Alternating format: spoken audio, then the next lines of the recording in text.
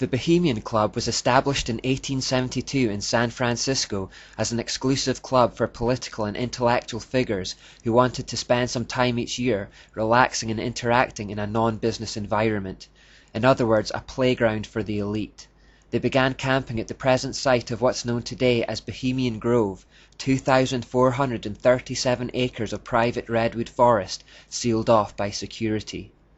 Every midsummer around 1,500 of the most powerful politicians and businessmen from within and from without the United States attend.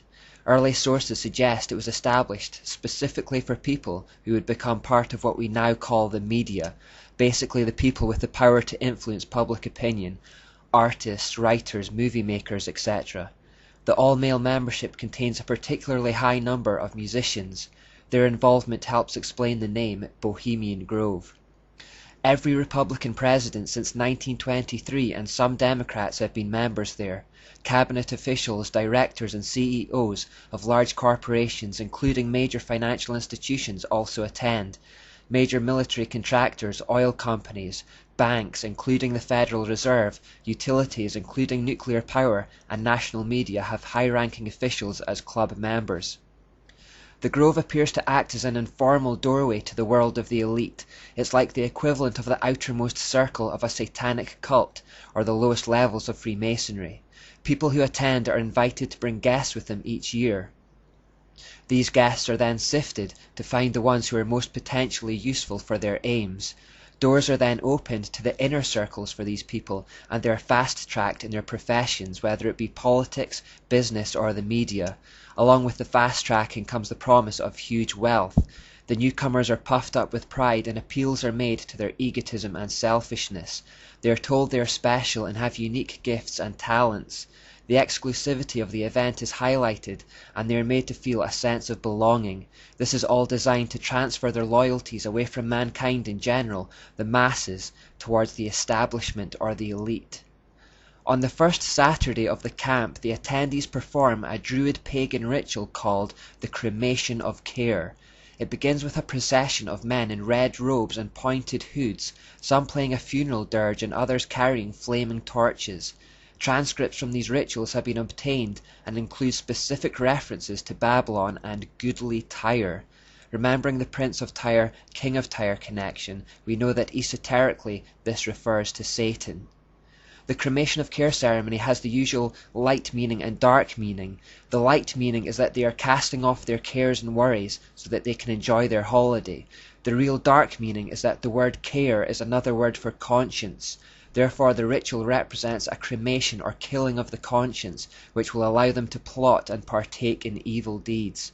Remember how the Jesuits had to play mind tricks on themselves to try and overcome or bypass their conscience. It appears these Masons have a similar problem, and this ritual is a concerted effort to get rid of it. It all takes place in front of this giant owl.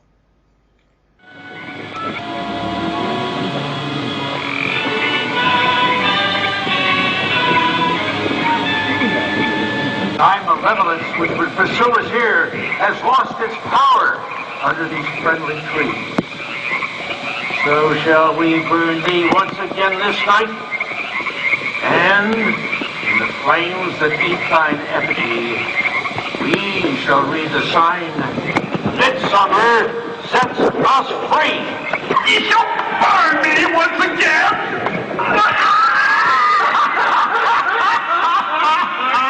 Not with these flames, which hither ye have brought from regions where I reign.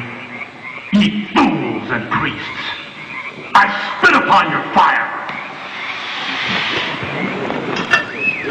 Wow. Great son of all mortal wisdom, Owl of Bohemia, we beseech thee, grant us thy counsel. O great Owl of Bohemia, we thank thee for thy adjuration.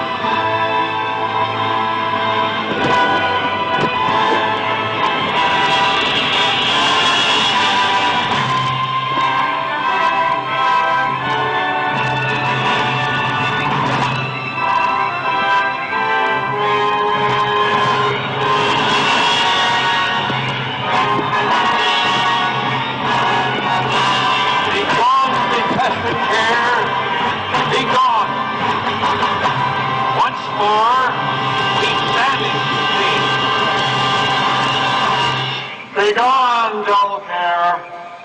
Fire shall have its will of thee. Begone, dull care. And all the winds make merry with thy dust. Hail, fellowship's eternal flame. Once again, midsummer sets us free.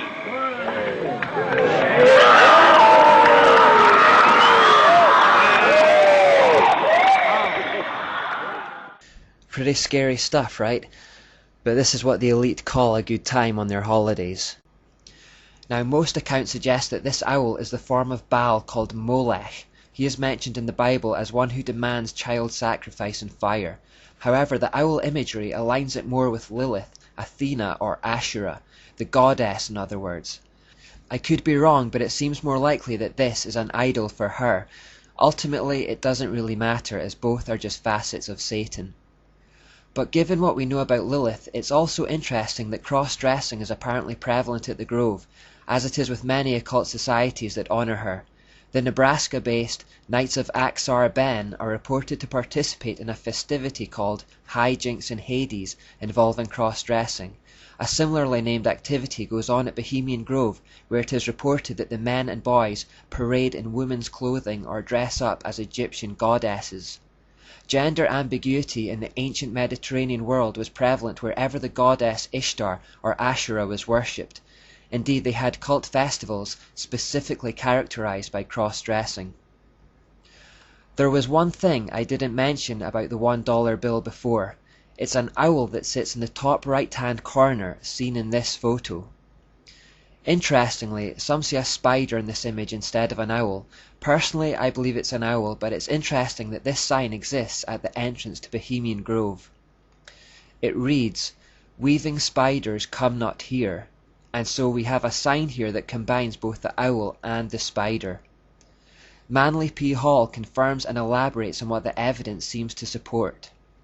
Not only were many of the founders of the United States government Masons, but they received aid from a secret and august body existing in Europe, which helped them to establish this country for a peculiar and particular purpose, known only to the initiated few.